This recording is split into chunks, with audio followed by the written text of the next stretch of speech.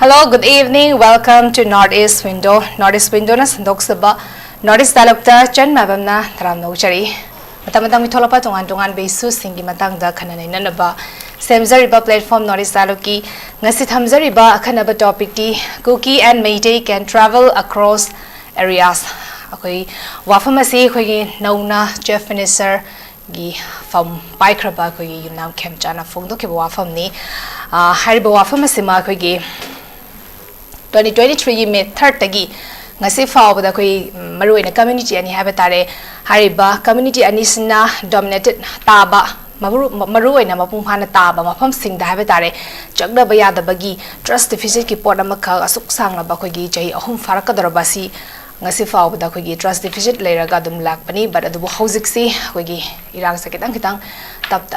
tapna nem tharak ba haiba tare misna maram kan ko gi hariba mafam sing Meitei taba infal area sing da ki hamdi jomi hariba sing sa ko gi chang pada thing ba leitre ko gi kari gumba bata ko gi ayada pan le roi haiba gi pot amaka to ga CHAIRPERSON more na ching mafam si natana jomi taba mafam sing da ko Meitei chang bada kai ba leitre ba mafam sing ko gi Chief Minister na phone do ki ba tare matang sida ko gi Kuki ga Meitei ga se taseng na ko gi masa na tari ba mafam sing sida Changna basi yarabra masida safe orabra koigi habigi potuni masi kadai fawa koina practically yang kan thazaba yarage koi practically changurabra habigi potsida ne hujik lai base koigi mar thado se koi infal da lak padum thengnai but adubu koigi makoina namna taba koigi sina namna taba pham sing dadi koi Meitei sing changba yadriba gi potam khak lai ba habitara koigi kui driba da so koi kakching khunau dagi koigi myo ama khak CHAIRPERSON da koigi punsilong ki bagi pot ama khaksu lai bani na masi kadai fa ba koin thazaba yara ge habagi pot sidani ngasi khanani na gadori pasi khanani na bada saru yabi na bai khoi gi studio de election na lai bire ba expert panelist ma'am da sak tak chage ahar deka khum da bo chage former acting chairperson MANIPUR Human Rights Commission KHAIDEM mani ba mu bi kai khun bo chari ani suba panelist ta kogi CPI gi former secretary obiri ba SOTIN KUMAR ba mu se ka khum bo chari ahum suba panelist ta kogi SENA MANIPUR gi president obiri ba MOIRANGTHEM TOMBI pabung musika khum bo chari ai han base pabung mani dagi mak lak charage pabung kogi nauna kogi wasak lok raba Chief Minister na habe tare phongdoi bo wafam singse masi akoina practically yang kan kadai fawo masina kogi thazaba yaraba ge masida kogi tasengna na chatlabra ground reality gi report oigadori brand jagana masi hadi hana dagi trust deficit lai ba pot sida hena kogi Thazaba se thamnarak na bagi kogi Chief Minister gi side gi as a leader magi side gi appeal habe tare sigum oigadori bra masi kadai fo ba khoina ground reality da yang kan masi kadai fo thazaba ya bam kamai thamini am phazaba wa famni Kuki and Meitei can travel across areas Kuki na dominate tobe area singda Meitei na changba ya ba aduga valley da Kuki na tabagi area da Kuki na changba ya ba adugi pot ado amaga changthok tin toba yarani yanana bo honare haidana Khemchand na magi will power adu phongdok pagi wafam ni lai bo wafam de for the last 3 years chei omlom hayang chita ngaire chei om chugoda ba omlom hairasi asida kanana achigi topic sigi malilena na national highway anida aduga atai state highway da lambi chatpa yadaba maroina Meitei community na chatpa yadaba hoi amaramda Kuki community na su Meitei gi da adu Meitei gi makti yamna openly seng na hairabada Kuki community na Impal Valley da lakpada thingma leite haibasa hanaki khoi Raj Bhavan da wasak lobada MLA Khautega Sanati ga yauki ba aduna aduga tai so dum Kuki marakta small pocket macha so dum lai khona khangmada ko individual asi changba thingde madu political party mayam gi wadana tana civil society ko komi amuko na chingbana welcome tawi lau haidana ba haim ni sigi mayamam leire Kuki gi so tasena hardi Kuki association organization amana si mete chang pe aroi haina haiba si chaptana haidra ko handak ngarang nahan ITA lab na ꯑꯩꯈꯣꯏꯒꯤ separate administration in the form of union territory masiki political solution ama phangdre bahudi meitei changakanu kuki jo marna taba jagada haiduna lauthokki ba adu natana hanna amu yai hai yate hai thabuktadi yadraga chu chapchana thingabani haiba government na notice laudana tawba pot adu bahudi leitri aduna constitution ki matungina article 19(1) d da kanagumba bharat macha amatana india ki citizen amatana including manipuris asi india ki mapam ama natraga mapam amada lambi da chatpada athingba amata leite free movement tawba yai haibani except article 19(5) ta muk yauri reasonable restriction karigama law mana sigi lambi je chatpa yade matam kharagi haiba natabada se samna harda karfi tawi sigi lambi sida adudagi landslide thoktana lambi simi chatpa yade matam khara thinge adudagi assam da tawbadu maina lambi sida saing chaba kai nongsa aduga samuna chingba leidana lambi sida disturbance tawre maramaduna lambi chatpa yade haidana sarkarna Gazetteer notification ama thoktana lambi se reasonable restriction maram idana punga chuktena sukpauba numida chuktena sukpauba chatpa yade haibatu natabada lambi is thingba yade adu bodi kanage responsibility no lambi sida sarkar ge notification ama Kanglop ani ki khatnabagi ni bo hairabasu ama waharasu musi khudong chadaba leigani maramaduna si chatpa yade haidana notification ama tawraga thingba leite hoji pawbuse aduna sumaina lakpa sidagi chai amarom se hauge ba 25 ki 13 of February dagi president ulai ngarang nan masi mitrang mani ki mamangda February mari 2026 ki asidada anuba Chiri Yumnam Khemchand na Luchingba BJP gi Anisuba Sarkar haitare second time gi asi lakpa hobani aduna hanagi pot aduda hoje khara khenaba khara leibra hanagi chief minister na popular government ni hairiba aduna jiri chatpanga mandaba karimta chatpanga mandaba Imphal Valley degi hendana chatpanga mandaba do Hojiki Khemchand na Luchingba Sarkar sida jiri chatpangam gare jiri ke mai pa na sakre ko adudegi atopa community mar community unadana sega maiga tana begi being state ki sason tawba makok amu ena tawba ngam gare adunga chinong nini leiraga madeli chalu ba mutung da oigadra oiroidra adu toraga chanapati da through kangpokpi phawraga makada by rota ma chatkani aduga cabinet mifam tawgani haibigo opam silere ma tai mofam chingda khanabani namchu tawre magi will power do akoina thagat na begi pot amati oire hoji pawba kuki kangop amantana kotu na chingbana chimita chatpa yaro yana mamang da sri birenge dati yaro haiba leigidno ko adugu madu tawrakta basu oichanu aduna sugumba labor sida laibati logi matungi na reasonable restriction da lambi si thingbanatana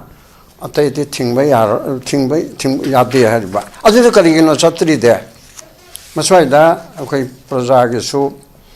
aduga political party singi su aduga social worker CSO singi su son ba ama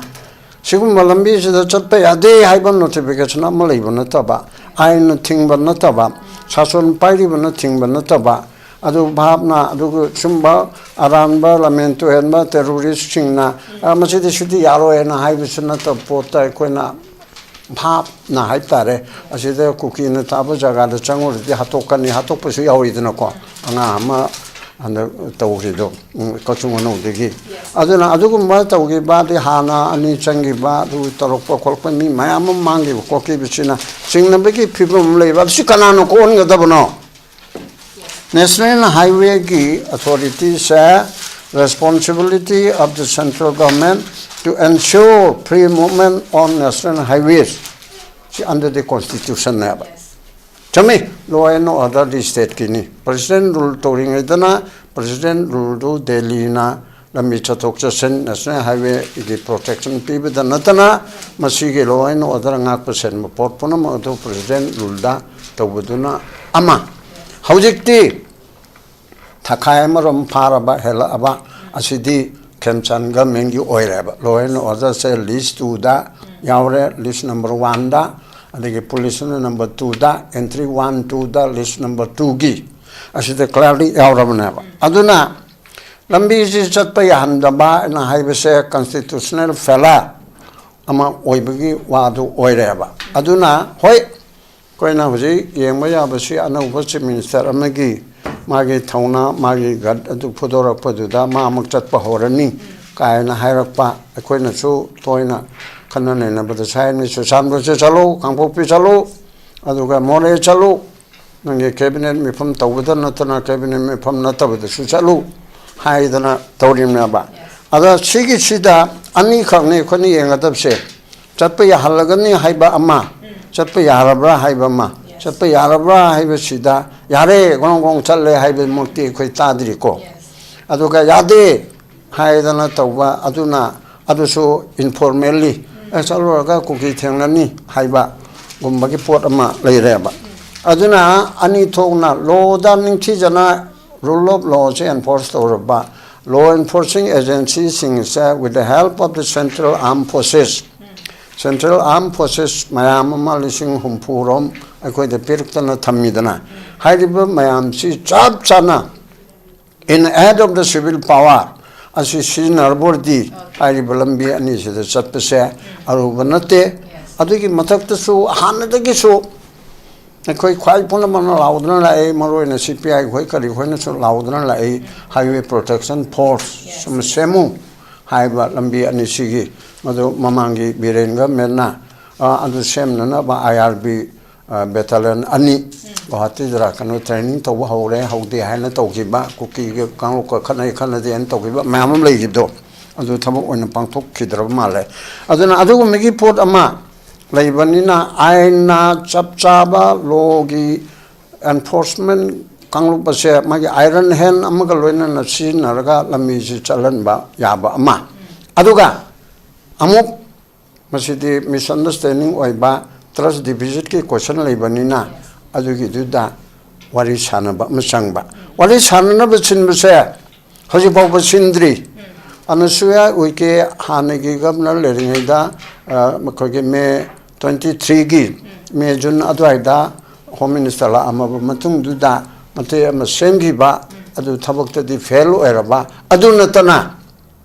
kuki gi mayam am yauba mitei gi mayam yauba naga yauba pangan yauba purup laiba mayam sige maru eba citizen mayam am storaga sem ba haiba pot adu oidrieba hawje soi koina question tori masi sem ba da kari kai Mitei na ngang mo taga taba kuki leader yam le mo ko ngasai ma ai wari sanai kuki mo khoi na chat wari sanai zamani ai khoi di phongdok pa yadan tawbani khara tawbiyu khotpiyu khoi jiki phajaba situation ama tawsi khotsi ai dana hane ge mp oramba oramdaba du dana chingba mayam ama tawi aduga masi mitei na haiba taga taba kuki leader sing lead kuki na taga taba mitei leader sing ase government achina sembiraga lanai onati yadrabanina Delhi dara Guwahati ra taroga chumnigi CSO khara hadu unai unati ga na haiba adu chu chapchana unabanati amisaga unabanati interlocutor duga awang nongpoki insa juga unai unati haiba kerani level mukta haiba adre official level ki macha du da taweba ko ya haina hairi ba mayam se home ministry ke level da Kuki MLA ma'am, adagi tongan ba legislature party member sing, aduga tongan ba vote kata bo, adabasu CPI, adagi SHIV SENA, adagi JDU, adagi ateti Congress, lady ba ma'am, masih hawarga all party apun semaga, ako no ki Congress masengi kuki da lady sing da haibiro, adi tongan ma pillar lady do, ukin masen ukin da, journalist kuki journalist singa, channel citizen ga, maira paibi mitei maibel singa kuki women foka. Du unahan dana du kisin mukot pi kitabak ama di ID tawdri hena khaleba nil neba. Chumna tawri yes sarkarna kanna hotnari ayung tin dang khangdana Narendra Modi na hotnari aina nongmata bawa khanbi daba manbagi mong amada leiriaba ado hujike han megi oina hujike hari bisida Khemchand gi government se yes akoina hujik phawdi ma khara khong thangba horakpanina asibawdadi chapchana tawgadra na khalli adubu thakai ama chore magi portfolio yantoktaba aduga minister tarani thoi legadabu expand tawdaba adu hayang che chatkane na hepetai adu madu chatleraga yari gai thungna tabudi pabani portfolio da thakai ama tinthabase masi chief minister na loina passion boina thokane aba on yanthoktaramnina home jo kanoda Bishanpur ki MLA to the Pini Hibanidra. Adu Tabu in Pidriaba. Yes. Aduna, Adugumba, Mamma, like we say, Karatuna, Pangtu Eraga. Okay. Maki animal Chatpiana, Ain Gioibuda, Iron Hair, Namagalona, Toba, Loinana, Amu, Kanup Anishida, Yanana, Pillar Taraga. Okay. Kogi government se kogi 15 days pa fadri ba habitare masida kogi tongan ba kogi thabak mayama ma habitare masidi koi praja sing na su ubadi lere but ministerial post expand tawdabagi pot adu khaki di ngai habitare e mathang se pamung tombi dalak chege pamu kogi haujik Meitei tawam pham sing dari ngasai pamung mani na su dum habi ba habitare kogi atopa community singe maruina kogi conflict to all ba kogi community singe lakpa matam koi karigumba era panna bata pi de habdi tongan ba dum phongdo ga su la aba pot ama khangni koi masing matang da but adubu hojik lai pese maruina koi gi conflict thola ki basi epicenter ama oi ki ba Chairperson ama di more hariba mafam ani sin nat tabida atopa mafam sing habitare masida jomi tawam pham sing dadi Meitei sing changda kai ba leitre habani but adubu yening ni ba poti koi gi mayam na pawe ba poti maru oina Chairperson ama di more da chang basi yar ba matam da free oina safe oina chang basi yar matam dadi koi gi leiba conflict habitare aduga trust deficit lai base masipuna ma koi gi leitre haina khanba yaga dori bani pam kamai thamini Yemiru puno po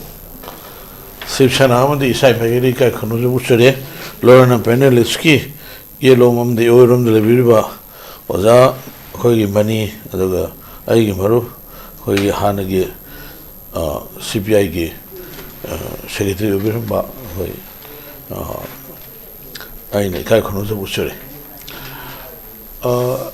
Mema jik chahi ohumga koi chahi ohum kano se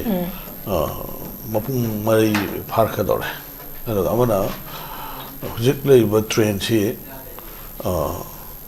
government shemana namita ga mangani phare ado government shemada yauri ba akhoi Manipur dal jik lei ba community khar singi manungda akhoi ga jik koi sang sangsin yadriba Kuki gi community gi mi yaure adaga nagagi mi yaure loina na deputy chairman aduga koi home minister adu leiba koi gi hojik sida lemahuri ba cabinet koi gi tari lemahuri manga khanra ko masi laiba thas hujik chaliba thas ki ahum suba sayol bhogi manung dadi masigi soidana expansion tawraga hujik miyam gi pami ba thok sing se lakadriba cabinet minister sing duna soidana athok matam da akoi torokane habigi achet ba thajaba lai soidana handaki tharwik sibogi manung dadi cabinet expansion tawrba yabgi Sasa suang na le. Ado masi koi ujik honorables koi CM wajjo kano se koi Khemchand se. Masi yam kano harga di pusen yam tingba. Maulom da amagi wa punglei le taba. Ado ka kari kama lan kara su ma da sima lan kara kai ne to hai bangamba. Ado ka yamna akoi sportsman gi kanoma monda adugi kanoma yawjaba dona tawi marumadana mana hairiba singsi pangthok pangamo isno athu matamna mana changhan gani aduga akoi gi internal displaced person singsi aduga leiba thabo inghang mayam singsi ma hojik ahin tumdana nungdang tumdana ma kana honajaba tamni adu akoi leiba Manipur leiba political party mayam su aduga leiba khoi si so myam chu akhoi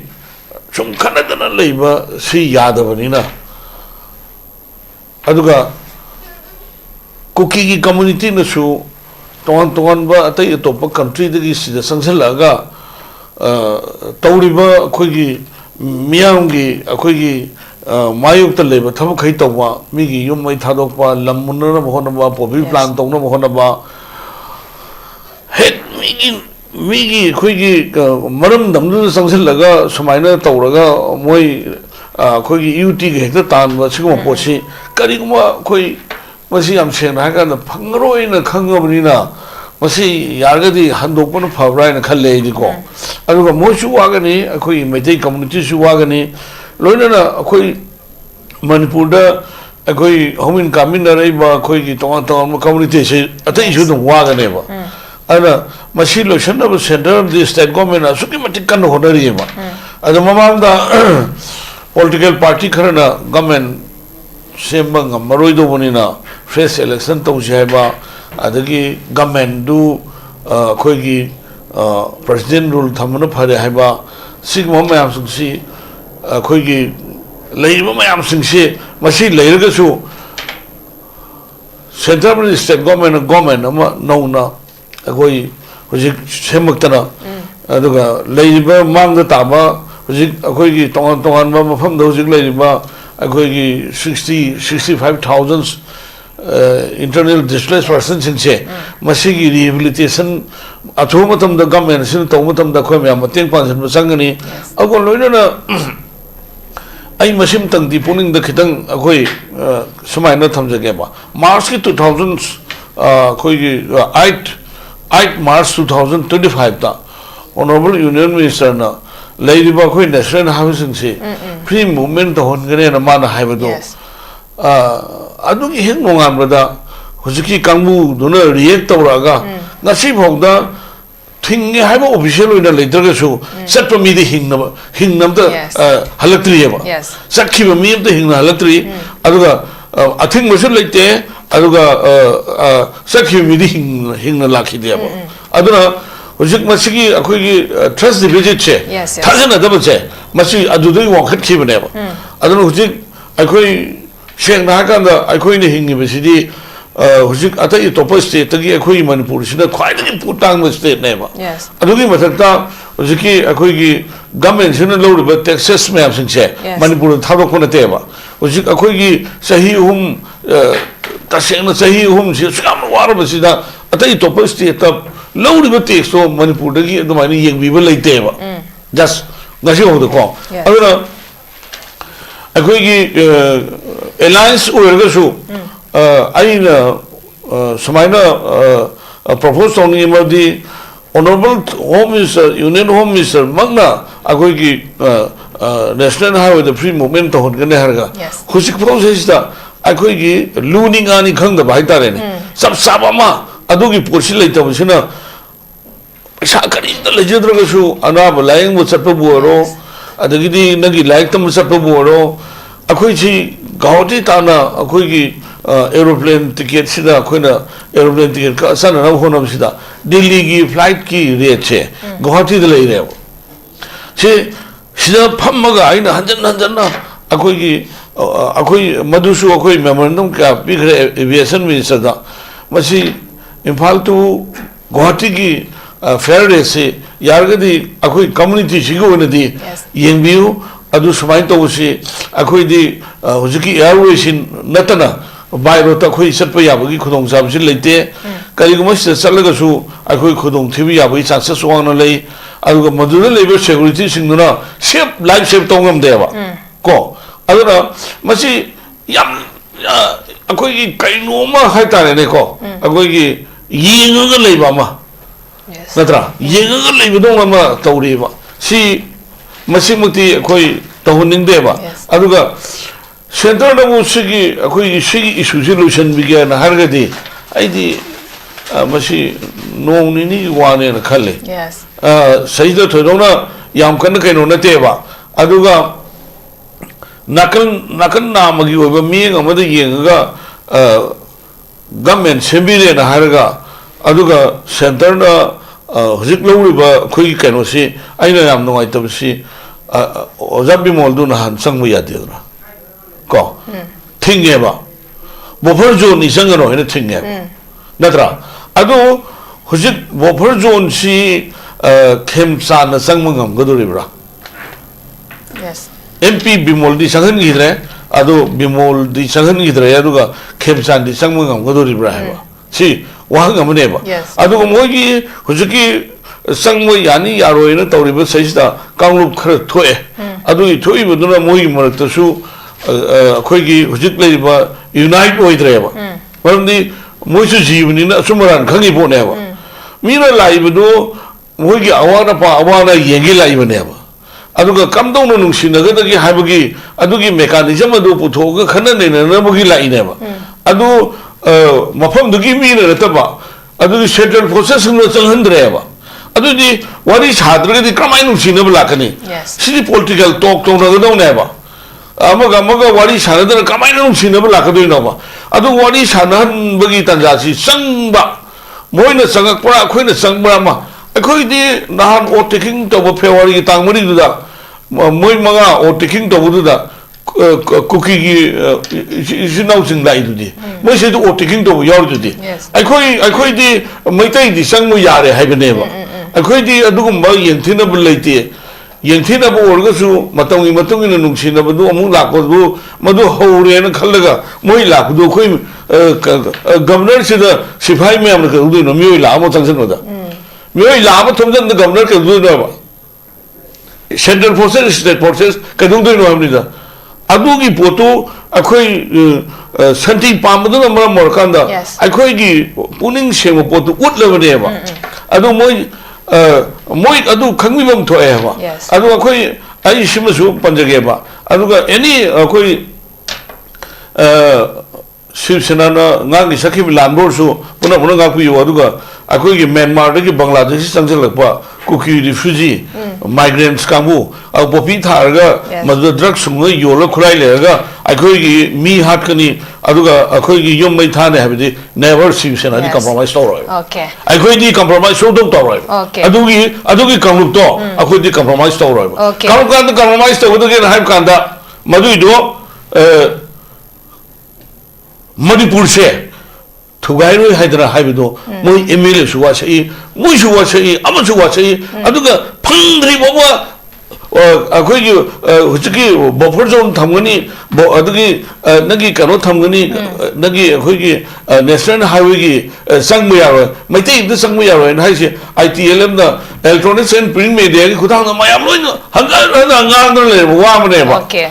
adu hojik akhoi gi honorable CM Khemchand se ma yamna akhoi gi kaino leiba tasena akhoi gi linda leiba mine na lawe mama ku suma jiri line da ko adugo mafam ma akhoi litan rom su ma satna miyam gi awana hangiba mayam leikre ma gi tawriba ma na tawjariba tham singsida akhoi kuki sinau sing su minung sigiloina da wasigi poche cooperation PB na ba aduga secondly akhoi gi leiba hujik leiba political party mayam so adu as a alliance akhoi gi full cooperation santi lagno one of the full cooperation akhoi magedi gi akhoi mateng pangani hone gani tawdabo akhoi gi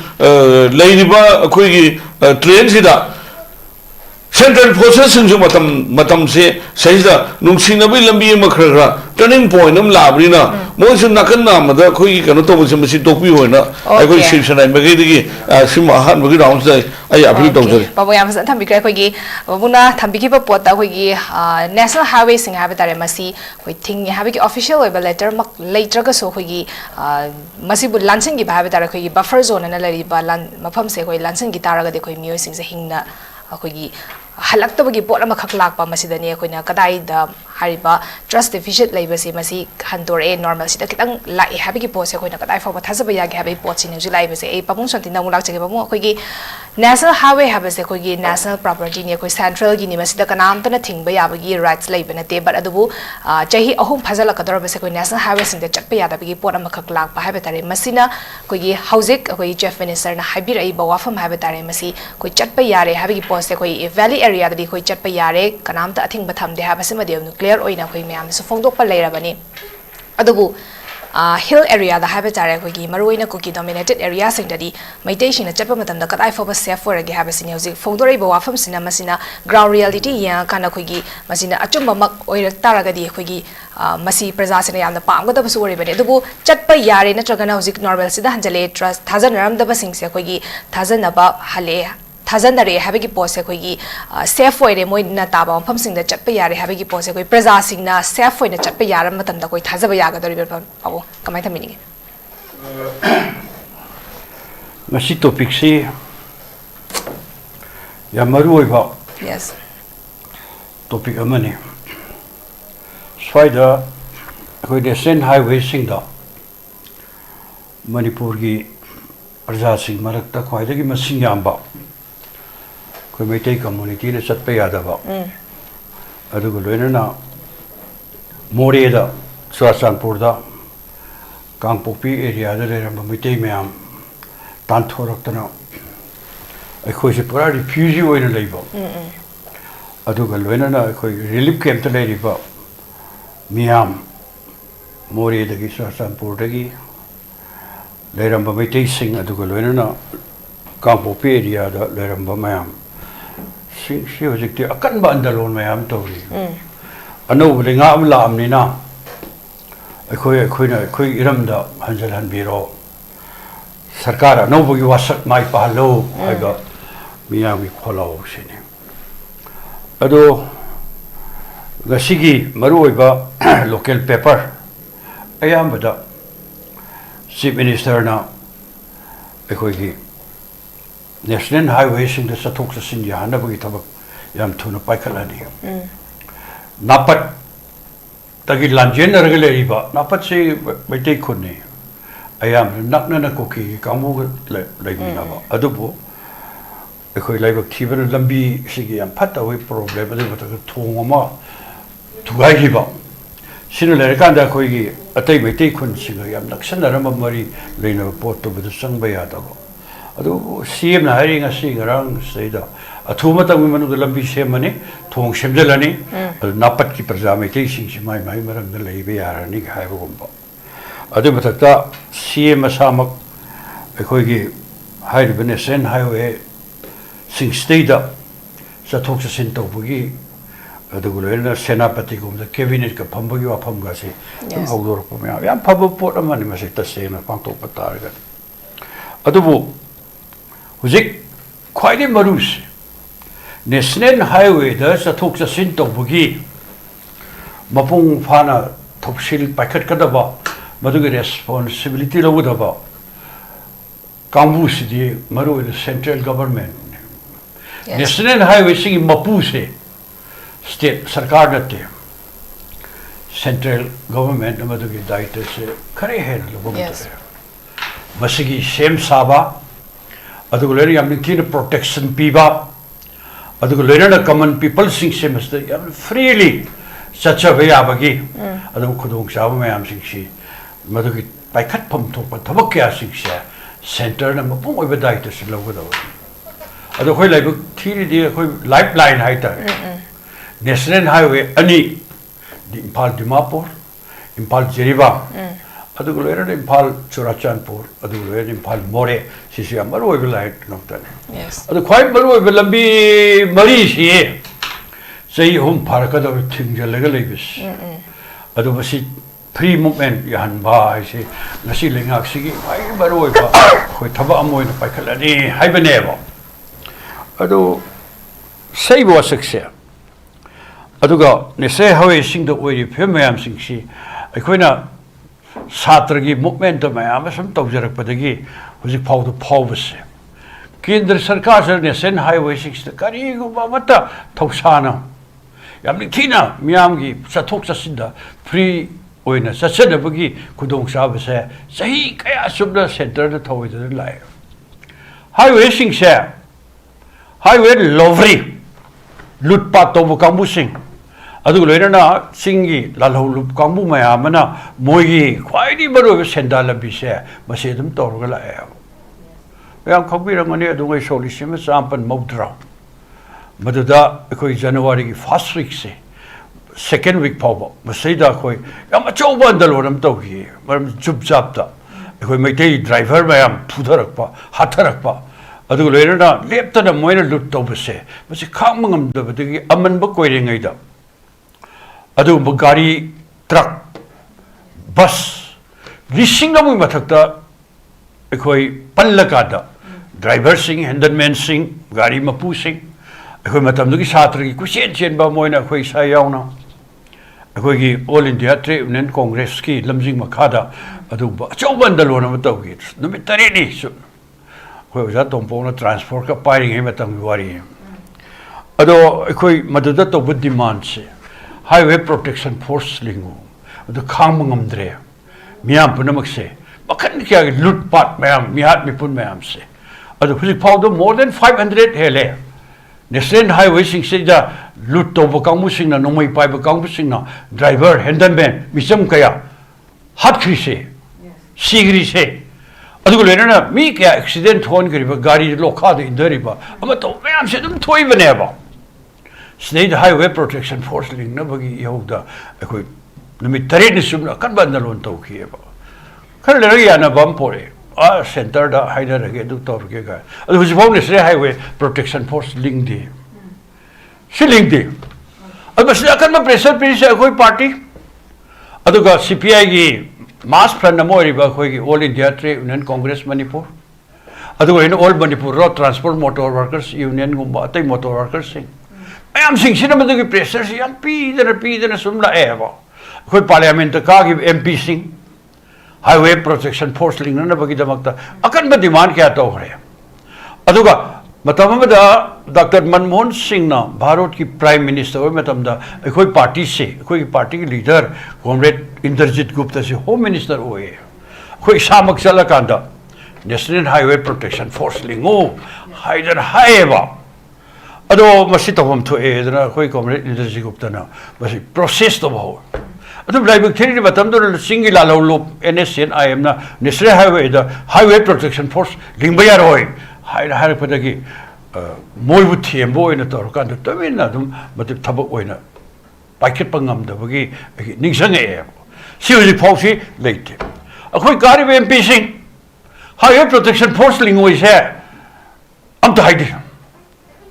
How the cabinet demand? Who MP Omni Dana?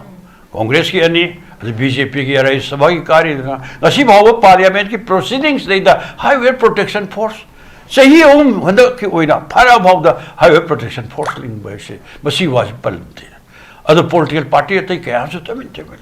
Primobele, hello, I would do the guy. The other question I'm saying, the other reports, I would have seen.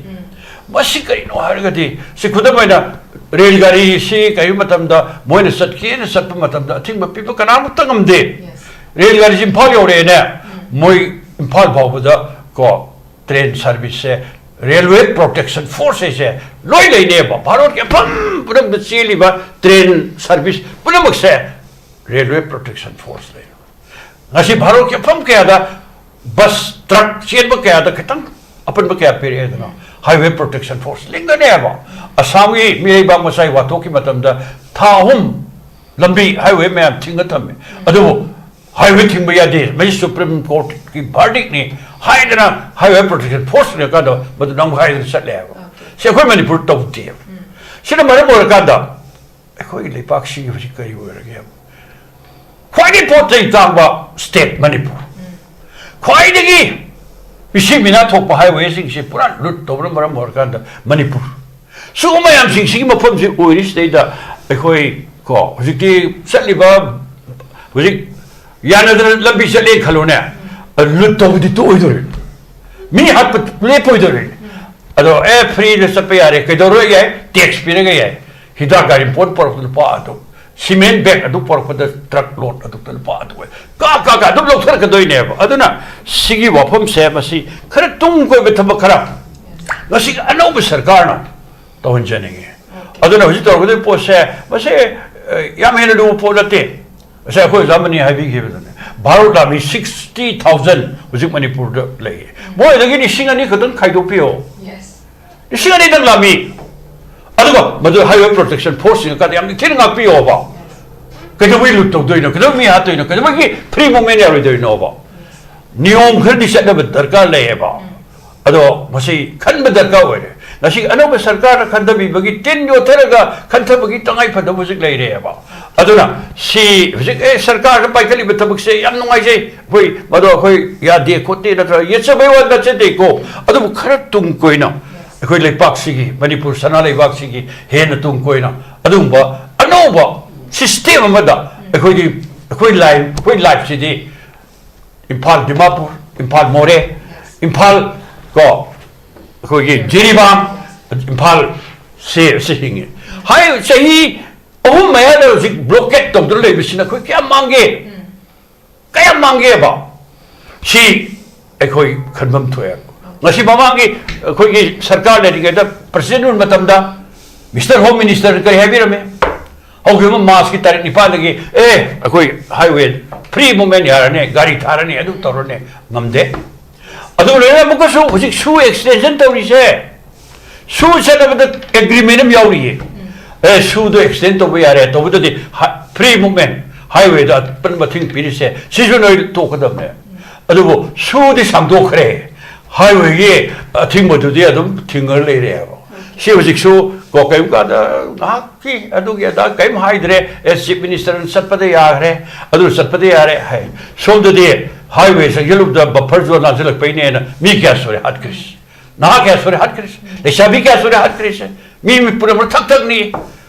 so do pulgi ko yang pupi sagi ko dita da kamna pada se highway sat pe da ko okul bi sat pada beti sat pada pan boi dori na nara nan khabar ya hore ado mu komai to na dimapur la bi sat ka doi no ba sat pe yare da to puti da rai bani setting da ba sat pe ya na ba du ki protection mo le ren thok to dor ga di ke dong su che papak sat pe ya ro si thok si mai han ba no si hiding ma da ina ba ka tang ta ba da tham je ningi si Wasi government ki policy se siam noi lambi semba saini school yang ang sing unda ba banturen torban ki ko semi besar ba pakat ado ko kitang lengak sin pa hen jening bese si masi puthoi ba topic masi gi highway gi so free movement ya han bagi si kai to na ge hai si da so zabani zai bi kare khar tane bi yo ko CPI su highway protection force lingna bagi honor ba sang ba sahi punsi si kam ba laksar ba da ba ke ba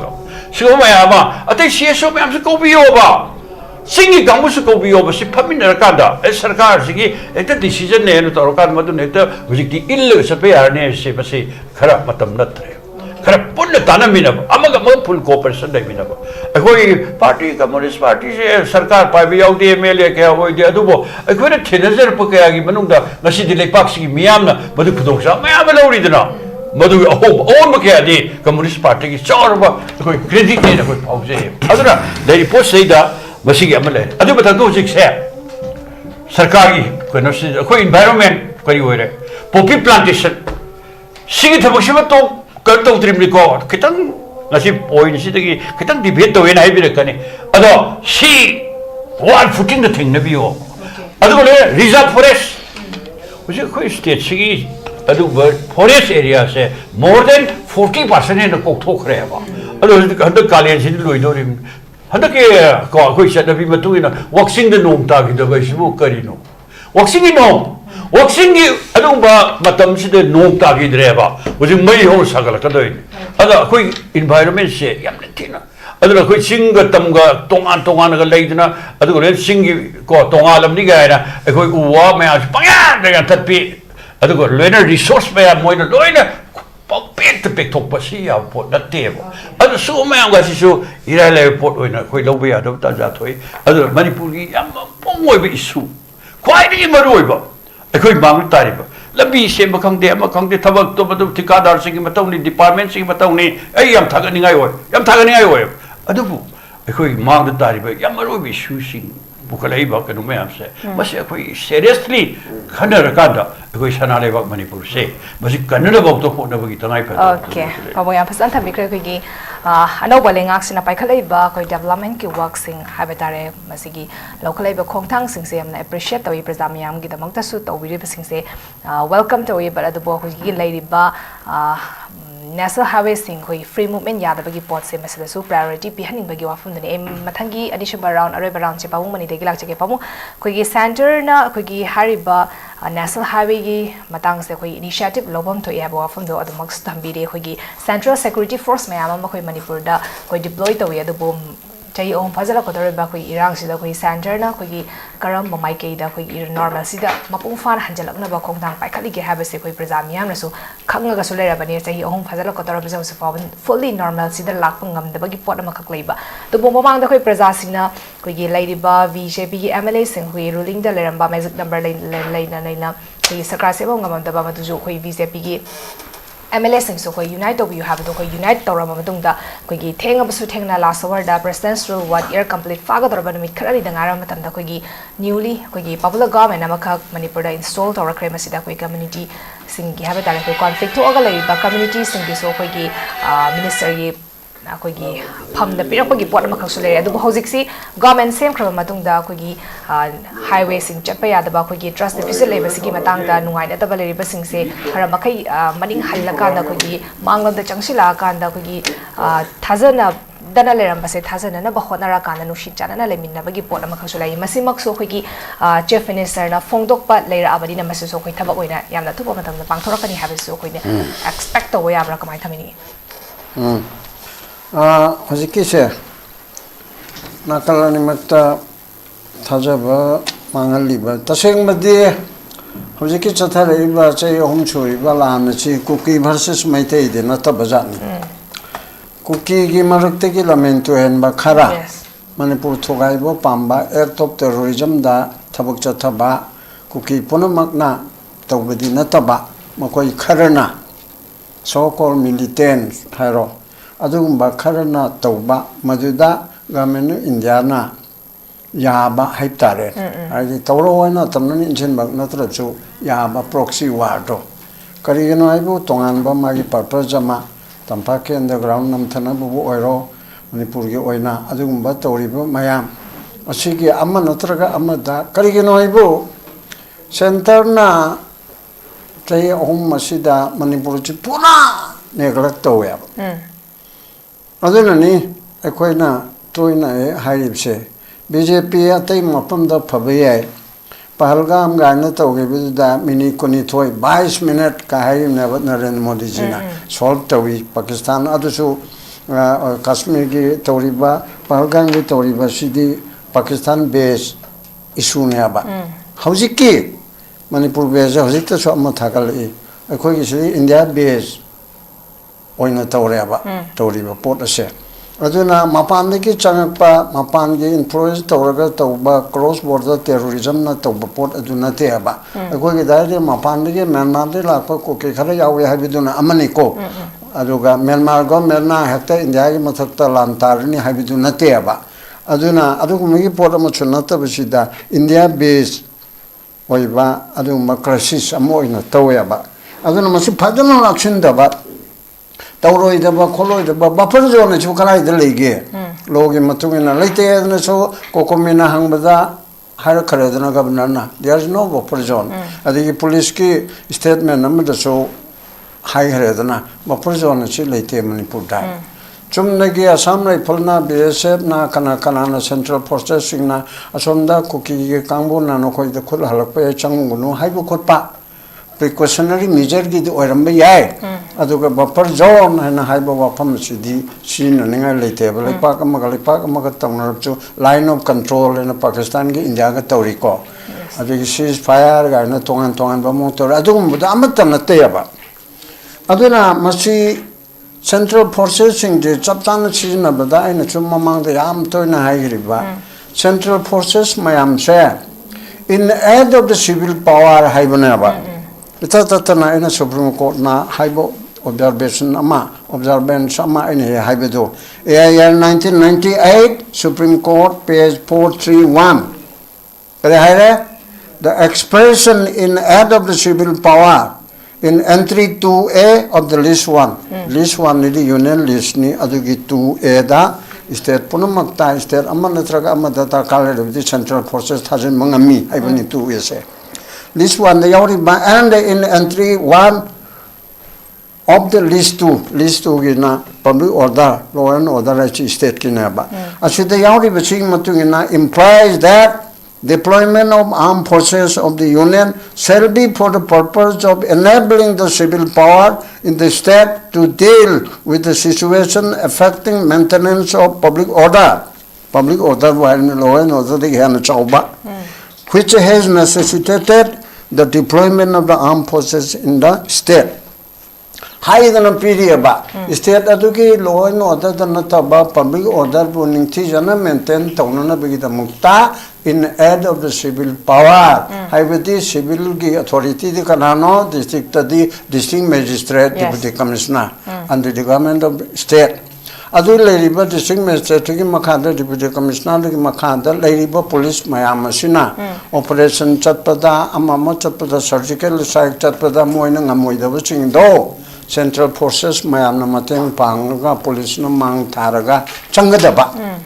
aduki operation aduda akoi gi sidadi assam rifle na kana kana marakta ngang ne gi singna akoi adi go order phangde na haiba ma lana sinari ba this is illegal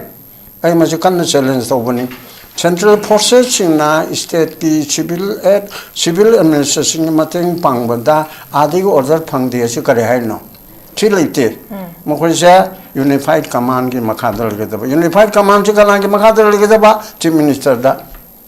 Zama, Chief Minister da, very shy.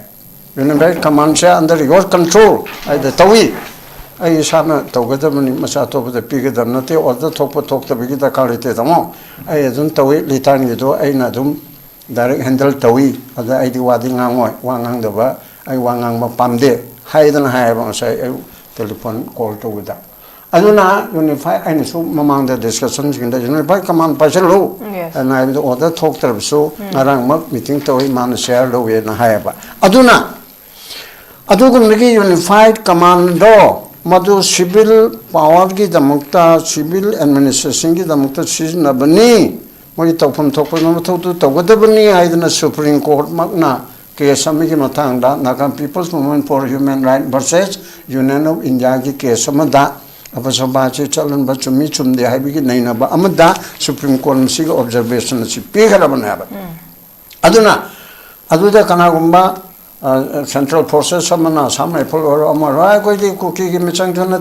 Meitei, we have neutrality Adiaba. State ni neutrality. State ti mateng pangacho, state ki civil administration mateng pangacho in chalaga. Akwai neither Kuki, neither Meitei, animaki michang nate, haidaba nate aba. Moidi kanagi michang wachuna nate, state government da,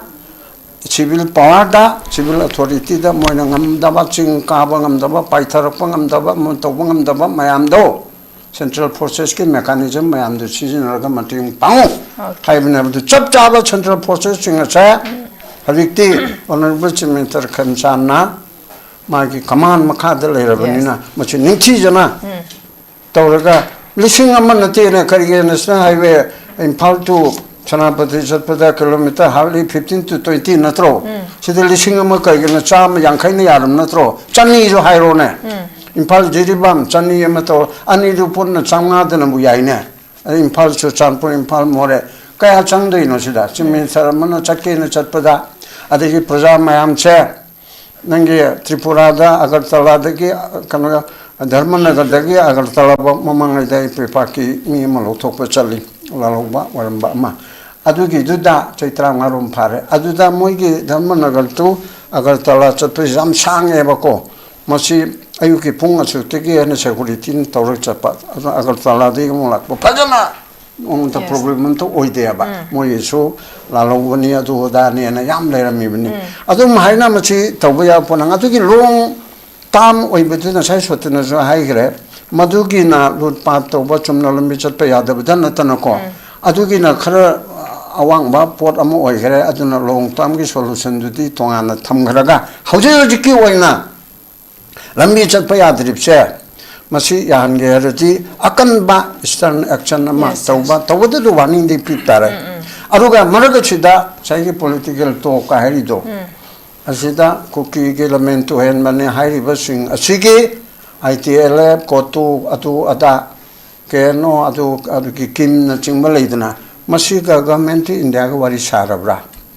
edi sadena lowe yes eke misraga sahali adu ga saheb amisa ga wari sanar bro yes masi bang manung da sigi watok sigi malile na kuki ge mele tara pula koraga amisa ga narendra modi to puto khlen ma di lai masane haigre minate haigre adu roboti wari sarabra ba kuki ge MLA sing BJP gi MLA sing aduga kuki nataba BJP gi MLA sing aduga punna phaminana ba tobro nangarang nan December gi tra mari ra kaino aduda angang LP school gi lari tambi ba headmaster na head pandin na tawgudu maina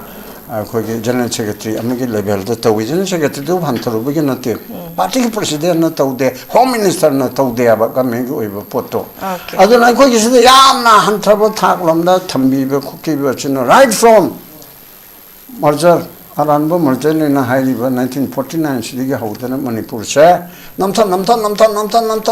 la pona chai kungo humdoi matu ne steru phangabo kam sida aduda so mukha namthan laga no ki chai om sida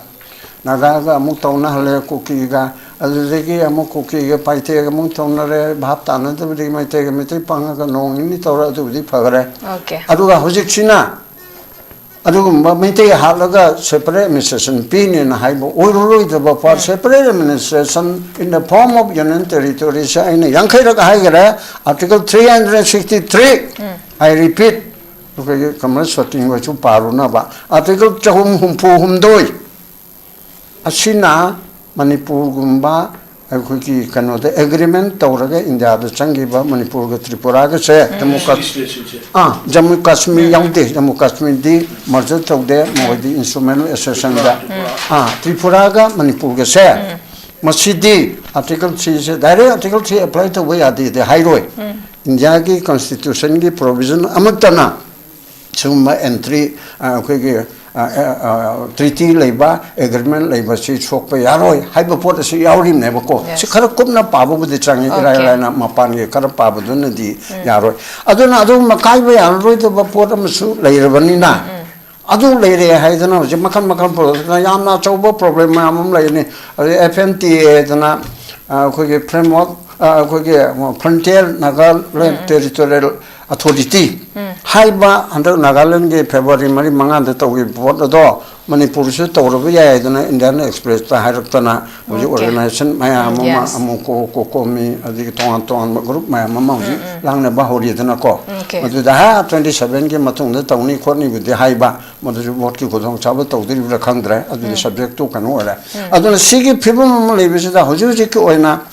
lochulakpada asang ba long term the politically ningchi jana political party na apaba government ama apaba mihut thagalaga mongdu khoi lepa ka simong tana india ki manung dai state amo ine togodam port ado madugi mayam amadi leire adu hojiki oina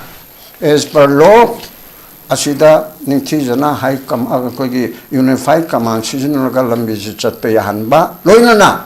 darkar leba kuki gi luching ma chingdo mite gi luching ba ina chukanna haijaripse masi naga gi luching ba adudegi upangan gi luching ba mayam chi punna phameraga tawba ma change aduga political level la chu aina yankhai rak chu haigre za to mi ko chu yaure political level la chu BJP Congress adigi SHIV SENA adi Janata Dal adu ada MPP mayam chi phallerga akoi si punna tawnana ba kamra hadi nahandi Khemchand ga Bimol MP ga tawraga spy jet la adugi tawbudalang kamina nai dana ko moi party mot kheno lawno political oiba tongan taw sigi manipur gi maraga sedati punna thengni mina ba chumi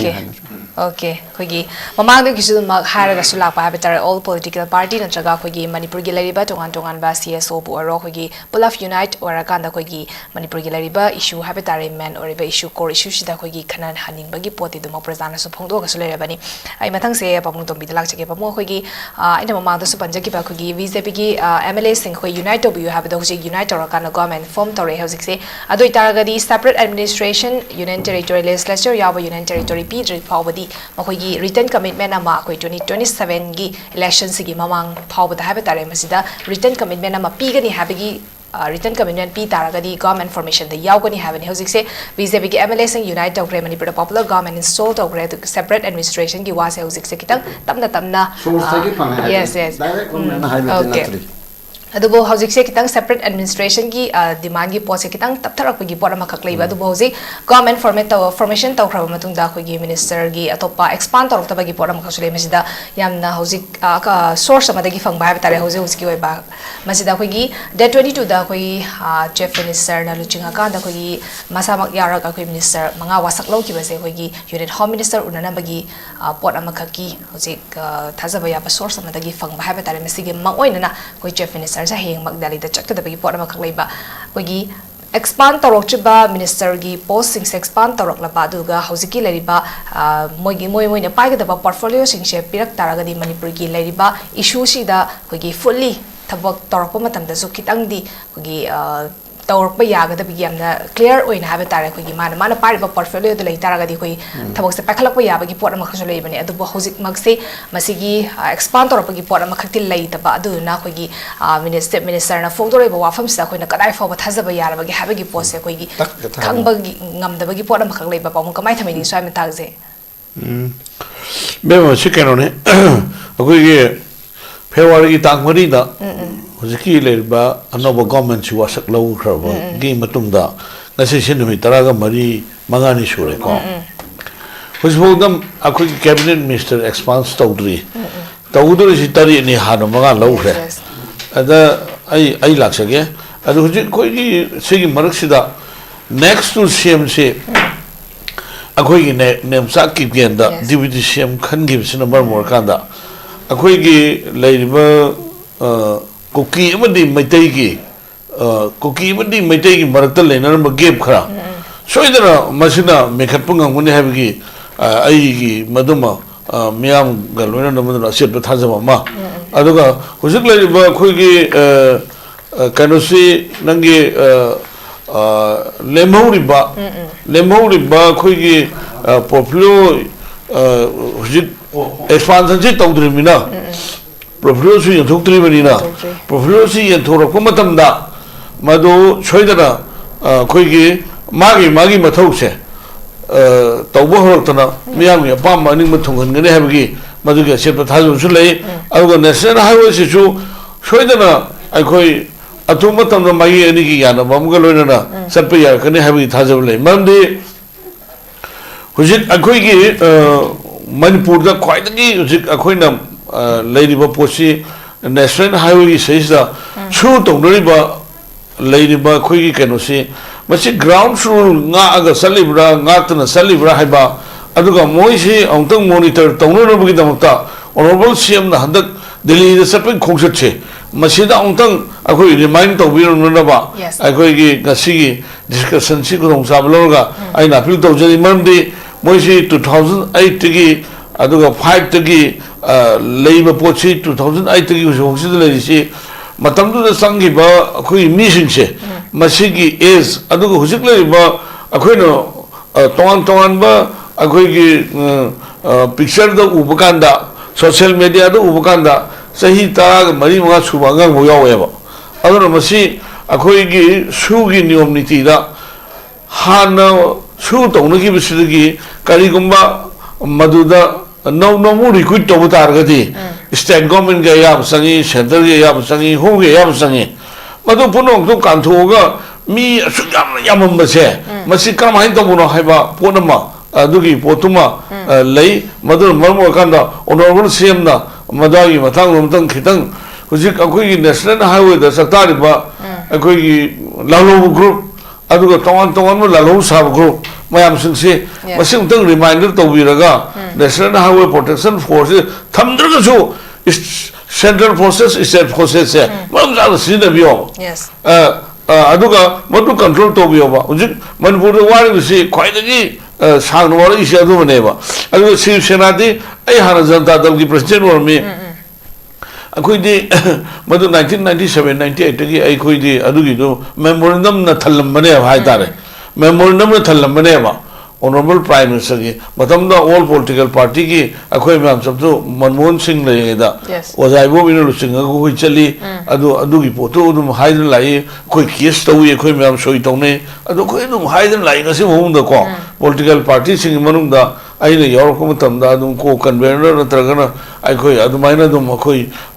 leiba mam sing si demand to lak ne ba hujik ai na laksani di hujik akhoi gi Karamba group no indigenous people singi yum mai tharaga lamdu mungane haibe se karamba kuki kang no she defined to wam sang eba just hujik se adana hanlemba kuki sing di makoi Meitei gi lamda changa ga o taking to da moi mabuning da kasu to oin khalaga lakwa ngam greba lakwa ngam dri bu kamu se karamba kuki no ko Madugi usiki illegal migrants, akogi poppy planners, aduga cookie narco terrorists. Natra, moishi atu matam damasi detect to be over. Aduga ngamdragan moi matakta, akoi military crackdown to save. Moi cried a loki and save. Military crackdown to see the cried a loki and save. Aduga moishi kanano hagama quick hand of save. India government gi policy program to guide them honaba, adu India government gi mayok to labor. Adu India government haibi yadaba adu mo cookie kalu mo dilai reba adu lei ni sikara ro khongdo mo change central government na han khagamani madu gi mathakta action lo biro madu detect to biro deport to biro adu go sik lei ba mamang ni dagi khoi lemina ba cookie sinau singdo moina lan khibler su khoi na lan khibler su wari watai sanar ga nungsinar ga tamna khoi si sang thok sang sin hai di yadui ne ba honorable CM khatra Santi Borfong ni have to di ID Tajadeva. I quite labor political party, ma'am, CSO, ma'am, co. Aduga Imam Maya Pabi, ma'am, co. Loina Maxi, Punsaga, a quay Manipur, Sikanadum Labidi, Yaru, Nina, come, Kanda, Koi, Sigumagi, Canosesa, a quay Kautuna, the Hypoponum, Lakadu Napa. I know, who says a quay Yam Shang Harkanda, Carino, a quay. Manipur the indigenous people near a lady share. Masi Meitei the Karaguma community Taurusu, Mayam Chandana Masi Patir, Haimatam wherever. I think Akoi Adu indigenous people Lamada Karaguma community, Mapani Chanselaga, Yum Maitama Hatpa, go. Aduga had the rape of the Namasamasu the Hatpa Masi, Pata Haimatam wherever. Akoi Meitei Kakta Manipur can go on the Teva. Indigenous people akoi puna mona kangadam neba masai da akoi gi Meitei ningong na pokpa akoi Musliman singsu husi sab thodang lobiyo aduga naga su sab thodang lobiyo aduga Meitei na taba atai topa mayam indigenous people mayam tribal tongan mele dana moi su thoga santi oina na ba peace oina na ba honaba kanda indigenous people mayam se utang unite or sangeba ado nakan haidong raga phai su haidaba phate su haidaba akhoi lam chue ni dum haiba Manipur gi lam chue haiba na tabada ado gi area do da dum akhoi gi kanosi dum khaidu go lebi na to se masigi pochina akhoi kanu to eduna hoji ai gi thajabada Akhoi Kuki community dagi akhoi cabinet minister se soidana ahum natra so ani di soim phangarni aduna moi gi community do aduda ningthau pibudo moi su harau ningai goi ba harau ba ya ba pona mani aduga nagai nusinadum do nusinana lambi lakpa langna ba mane ba hadaki aidi akhoi gi deputy CM ani bi che mase amna phajaba ko akhoi gi Maharashtra dadi akhoi gi SHIV SENA na hana Chief Minister wara matungda BJP ki akhoi gi Fernandez ji na mana deputy CM oye ko aduga hadakti mo kamai to geda BJP ki Fernandez na Gina Chimis or Matunda Shiv Sena ga NCP ki Sarad Pawar ga na Ajit Pawar ga na Deputy Chairman laweba. That means akoi ki kaino ma khang nei ba thabak se punna tawina bi habit si lai do ne ba natra adra akoi ki si kano ne ai smai sum hai ge ko adu jaga amadadi akoi ki hujiki sportsman hai ba si di nagi maduda community khai de sportsman da satra da community khai de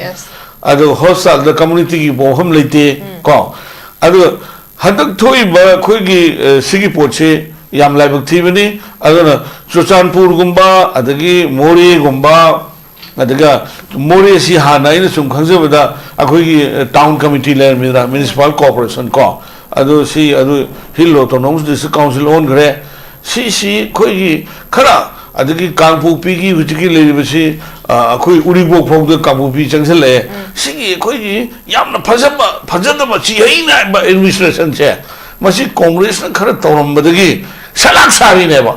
masi ki salak sabi si tarsan na ba khomjan na ba hona bada ngasi di parja myam se asu matik ware ba asu matik ware adu moi adum sei musul lepti ngang musul lepti a parliament da kai gumong gi sum akhui isum dum launor moni khanar se hai ka loina walk out tawuni yam na khoi ki kai no ma yam sal sahing nai ba politics tawe ba yam na power da igar oi ba hai tare hadak su government se chung sem ai ga masai da launor ma ne ba ai da government se ma kani sem mo adagi election hanji adagi adu dum ji masi myam ji government se medra adu ji mo profilo ye thok da bugi mo ga ba hore adu within sigi akoi sigi tha sigi seul third week se shimu da loina akoi masi central state government ni hujiki leba kano se da athuma tam peace por na bigi da makta so iduna kan akoi allocation se tawrani expansion tawrani adu akoi miam pangsel laga amtang santi oina manipur se inna chingna peace oina turning point ma handak sidai lobu sida leiba no sarkar sida political party mayam su ima mera pai mayam su adu leiba khoi CSO mayam su Manipur kan bahai se akoi punam ki samana target ne ba okay akoi punam ki samana target ne Manipur kan jai ne ba adu Manipur kan se na hai ba honorable CM Khemchand gi akoi na cooperation piraga amtang santi ra ko yabra hi do koi punni yemna se okay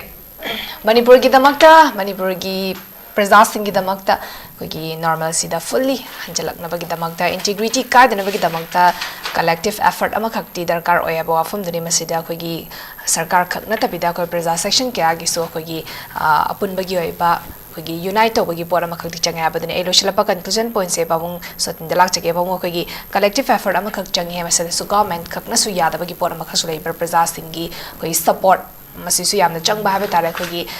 mang tharaga khoi luchinga dori bisina khoi government na luchinga dori bani praja singi support yaw taraga di masisu mai pa panga moida bagi pona ma khasu leiba khoi indigenous people since they khoi unite bam kha chu changi indigenous people sing di kana kumba na chu amata na so khoi tangi basu leite illegal oina changak pa habe tare illegal immigrants sing du khogi masing thido kana ma khoi sibu kana kana no khangto kana khogi masa gi maram da deport to ki bagi port tu ni masida deport to wi kho khoi indigenous people oina leijarak pa sing di indigenous people am oina nushi chana na koi Manipur ki integrity nga aga leimina ge hawa wafam duni hauzik government ki koi gi expand to bagi matang se koi gi datoni to da koi gi meeting form ba ya bagi possibility leiba habe tare masi official web confirmation pau official web makti oidri adubu masi lerak taraga di koi portfolio yen thorok taraga di koi gi hauzik chief minister na so high kirba post da masida thabagoi na pangthora kana Manipur da normalcy hanjalak pa ya bagi koi gi thaja base leire na manglom da changchile na lobu ya bra kamai thamini gi bam hauzik wafam se Baru ina no ba sarkar si hek ahor padagi khoi ya mek shen khang khoi center da sakti pai ba NDA lengak sida loina depend tawraga moi ya thangi matungina khoi lengak si sathaga dori ba adu anau lenga amani Manipur gi se no ni lerga chief minister Delhi chakhrani cabinet expansion ki wafam khanar kani hai tongan do portfolios nei da ko kana da kari piga da ke hai wafam खन्नरकनी hi अदुग लोइना governor सु सखरी वाफम सैदा लोइना करी करी थबक पाइखट कदगी हाइबदुगी policy programme मयामा सि centre दगी याथंग लोबसत पगी वाफम सि यामनि थिना पाउ तानरे अदु तसिंगबदी एखोय लिंगाक सासुन तो भाइबसे centre दसु BJP the lead तोरगे NG लिंगाक ले यस स्टेट से बीजेपी के लेंगा हाने की श्री बीरेन और मदगी अदुबा अनोबा बीजेपी के लेंगा आमा लुसिंग बस सिलगा लाख रहे हाने की सरकार दुमक यम फब सरकार ओइद्रे हाइदना मियाम ने याद बदगी होगी 2023 की मे होम की थौदुक्तगी लेपाक से बसे ताना कायबे याबगी अखीब मयाम ले हले इसी मरो श्री बीरेन लिट तो लेंगा मरम ओरकांदा थोखिबनी हाइदुना सेंटर न माबु लौथोगा पीआर अराउंड सही मुथमे अदुग लोइना बीजेपी के लेगा मोहले कोई खेमचान लीड तो सरकार मा अदु हजिक लाकदो पोते खोने सम एक्शन हुजो मतम पुनमक्ता सरकार से सेंटर दगी को डिपेंड तौरगा सेंटर की याथंगी मतुइना लेगाक सासन सथबा सिनी मपुंगने यामनिंग तमना सासन तौबदि नंबरो परंतु के चीफ मिनिस्टर खलक पैसा अखोई की लेजिस्लेचर सिंगना बीजेपी की लेजिस्लेचर सिंगना मोई अपाम्बा अखोई लुसिंग मा खले हाइदना ओइब नते सेंटर ना हापक पदुने डिप्यूटी सीएम अनि सेंटर ना हापक पदुने अनोबा अदु अखोई की कैबिनेट मंत्री हाकलक दइसे सेंटर की अपाम्बा अनिंग मदि मतुना सी ओइलो हाइब तोगदोरिने हाइब अर्थदि पुना सेंटर की याथंगु इलेलेगा चतोइने अदुदा लाकदोइ पोती ngasi center sikar makan center leiba manipur ki association sahi om pharakadori ba thoiba thol pisak pikpa angang sing khongtek mitang mong kha kanana thon banois center na adu ba manipur de leiba tampaki laloba sing namdana bhona ba akhoi kuki lamhen to hen ba kangbu mapa dagi lakpa pdf ki kangbu adu leina su de leiba kangbu sing moi de lokthun ka da akhoi sheida mi sa kaya moi takhai no moi ka khai halan ba adu leina akhoi laloba kangbu namle ra ba da ba si thoksin ji sum chathari bane tangai fedradi bakan ke ai moi de mateng piri ben center na kuki laloba lamhen to hen ba kangbu sing she mai se tampaki laloba sing namdana bagi nama da makan kaya gi in terms of crore thadari poppy plantation adum freely to libne su chanari ba kangbu sing da no mai par ko cha charali bane su gi ground rule nikinwa ta ngak ponte dori me abs kapthari me abs su kangbu su gi kanu manu de le maya mane adu su ba basta me am sing sei da ekhoi ngasidi manipuri miyam se khwaidagi hena aruba ta mathang mathang lakane lepak se mayam khanbiru karamai tawdana ekhoi gi tongan ba ko sarkar pairam ba sigi maratagi kuki MLA tara BJP dagi ayamba si jok thokra ka da moina separate administration si mo unconstitutional oidru da highway abro biren mayam se si highway aba pola adu bathakta ko mayam loi khamnare poppy plantation ai hanjala jana haire basi tangai padabne do sneida ko in terms of crore dishing kuthram do manipuri budget si ekhoi double 66,000 gumpa moi sahi bada madudai pisa ta la kan ekhoi lal ho bada khwai de choba mayam thada adu ko le ja forest bank ko tho moi khun ta le Myanmar ring is more than lakh ya no pai machine na khabar kagal thera bi ridune ekhoi manipur ki praja miya punam khale hujik census ki afam se mapani mitop khando pul wer kanda moi bu tak thok kharaga ekhoi census to godabani na tar yaroi haiyeba adu hujik hai hita ja mi ji sum thomje lei ni Myanmar rom dagi Bangladesh dagi makan ma ja thomje lei ba ekhoi manipur se basi imlo na riba lepak sing na awa ku dong thi myam sing do madur mar mar ga manipur da tam hena thomje la koi ku dong thi bese si mayok na riba si ekhoi na hai border fencing tong ta de NRC sana lu ta de adu leina na mai niyong ni matung ina lejari ba adu gumba ekhoi gi foreigner ek ki makha da Myanmar ri lakok foreigner sing tak thok hi arena si ta de 좀 예언을 somlay 어시 바로 सरकार 야카이야는 सही अहम लोग जथर एवं लान से वैसे तो भारत लामी around 60,000 तौरकांड cookie दबे तो इनको कम उसिंग मोई फ्री द लंदारक पता मोई मार थम्मे इमाइबिन क्या ना नारोन क्या ना इन्हें बाग इनम दम कन्नड़ बगी मधुदा कोई द लंदारे वो कम मक्सद में तो कांड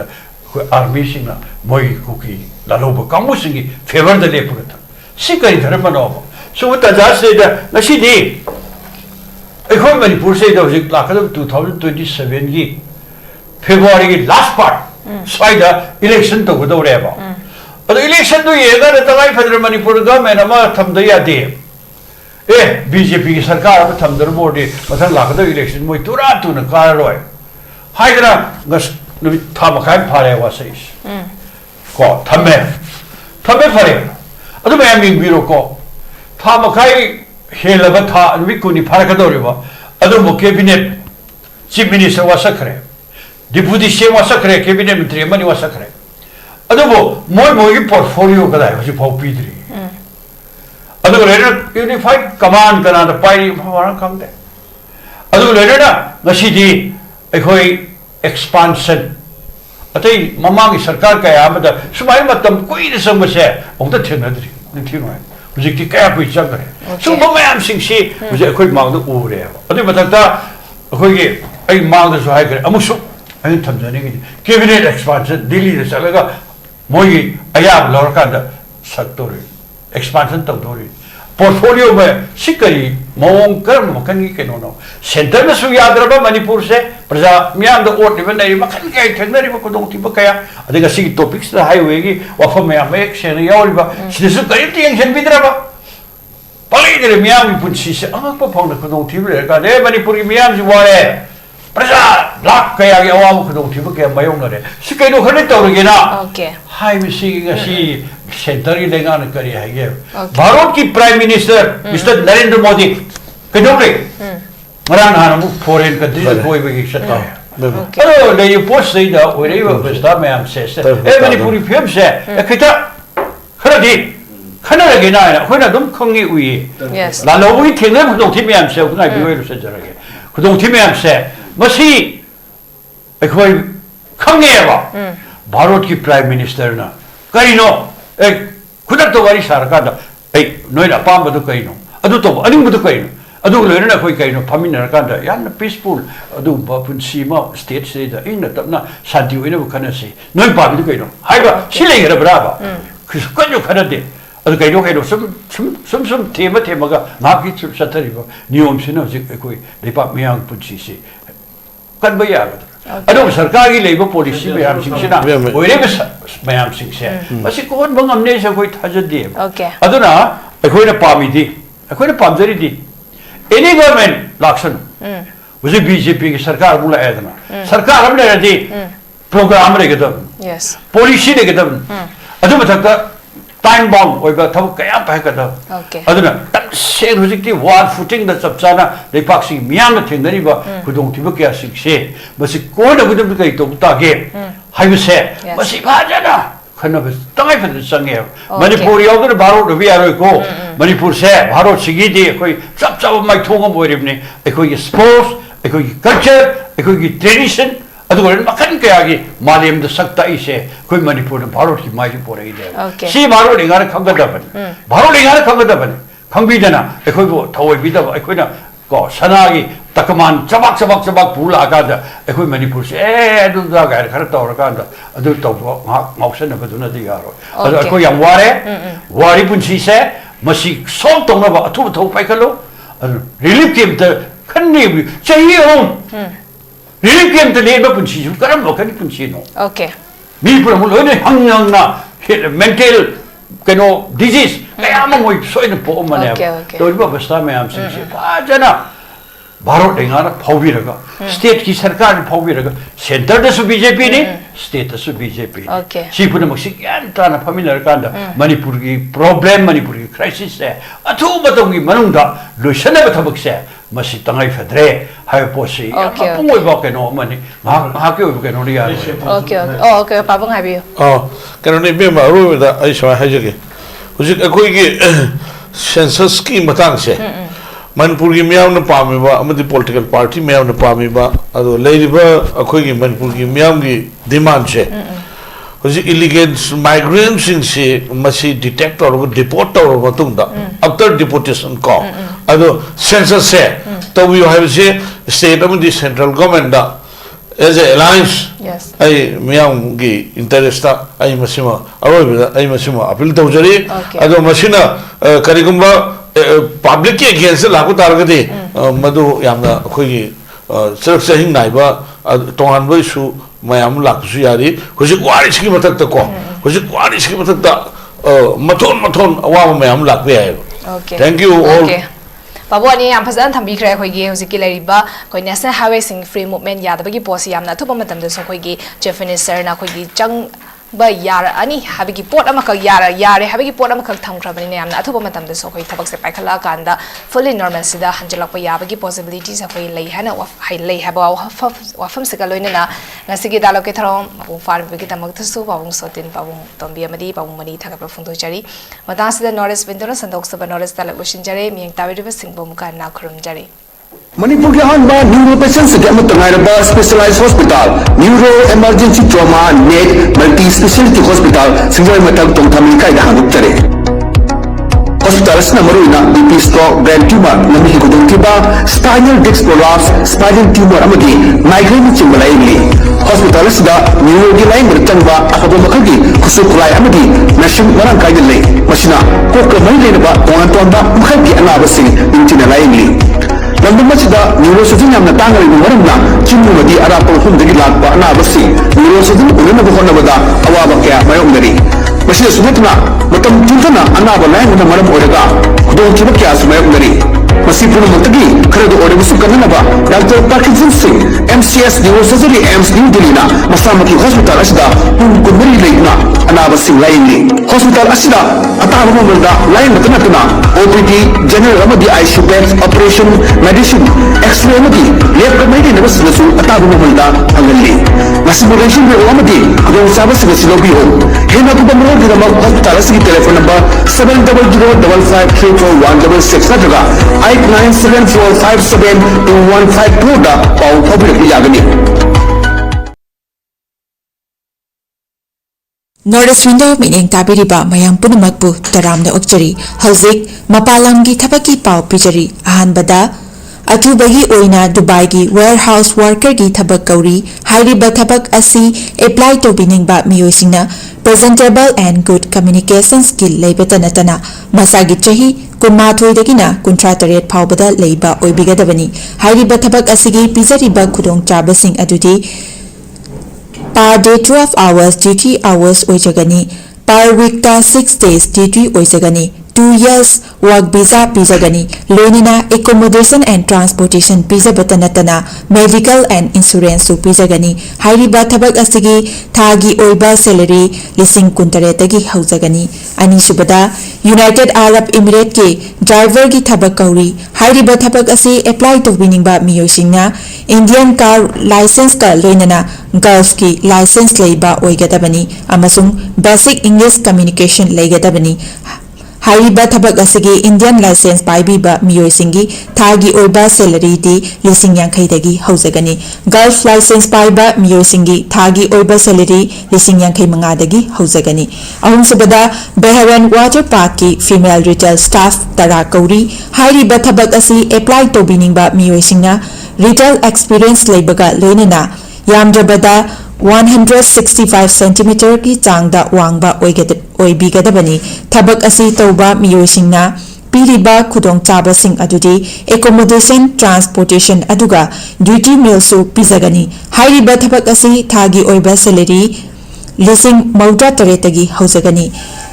Panel gidamakta 7005273217 natraga 9366230077 नत्रगा अखोगी office North East Window TV building हता न्यू चेकोन रोड हक्चांग फन थंगे हायरबदी इरमद मसिमक्तद लैबा ख्वाइदगी फरब हॉस्पिटल सिंगी मनुंग अमा ओइबा बबिना हॉस्पिटल लेजरी मफम असिदा थाजब यारबा अमदी सेयाम चंगना स्पेशलिटी कुनहेनबदा अना लायंगबगी खुदोंग चाबा पिजरी पेडियाट्रिक्स कार्डियोलॉजी कॉस्मेटिक सर्जरी अमदी स्पेशलिटी मकल मखा कयादा अखोगी स्पेशलिस्ट सिंगना मरिक चुन्ना थवाई हक्चांग यावना लायंगजरी अदुना स्टेट वांगदा मो करिगी चलुगनी अखोगी मणिपुर दसु होगिति अवांग थाकी हेल्थ केयर फंगलबदा मतम मांगन बिरगनु सेल हेन तिंगन बिरगनु अखोगी स्पेशलिस्ट सिंगदगी मालेंगी अफब थाकी लायंग पता पियुंपम ओइबा सर्विस लोबियु बबिना hospital where hope meets compassion अकुपमरोल बिदमक बबिना हॉस्पिटल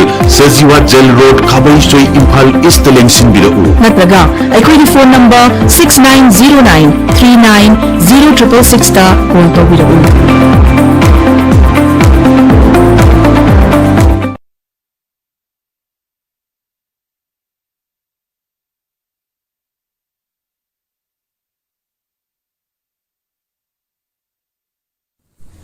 नर्स सिंगिदमक अचौबा अपॉर्चुनिटी अमा पुदुना लाक्चरी मदुदी हजिक मलेशियाना इंडियन नर्स सिंगी ओइबा खुदोंग चाबा पीनबगिदमक मिटिंग चंगलकली